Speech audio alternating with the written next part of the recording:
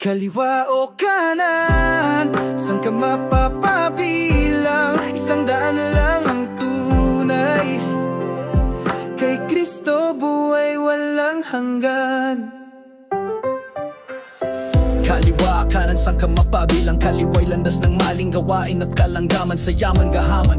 Puso't isip nakatali, sarili lang iniisip. Kapaligiran ay bali nilamon ng sistema. Utak makasarili, papuri sa sarili. Walang puso sa kapwa lagi, ngunit ang kanan daan ay masikip. Kailangan ng sakripisyo, puso mo'y dapat nalipos.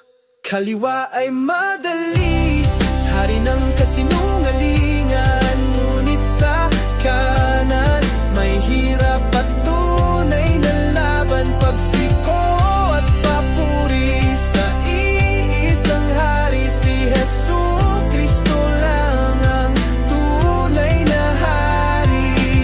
Kanang daan, kailangan mong yumuko. Lahat isuko sa Diyos, sa Kanya lang magtulyo. Di madali, pero pananampalataya'y tumitibay. Sa huli makakamtan, buhay na walang humpay. Kay Kristo ialay, tunay na tagumpay. Higit pa sa yaman ng mundong inaasam ay banal na espiritu, lumalatay sa katauhan. Siya ang lakas liwanag sa ating daraanan.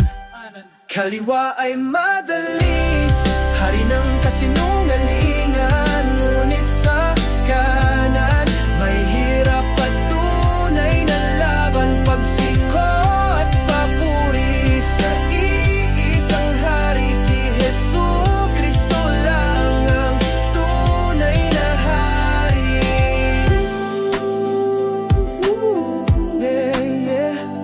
Hindi madali pero siya ang gantimpala. Kaliwa'y panandalian, kanay buhay na dakila.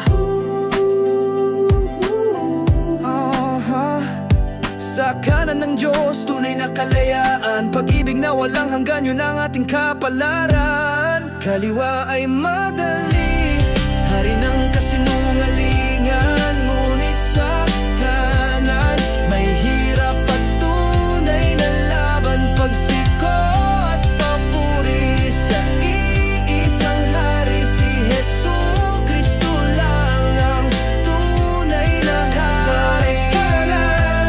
Saan ka mapapabilang? Sa kanan ni Kristo buhay ay walang hanggan.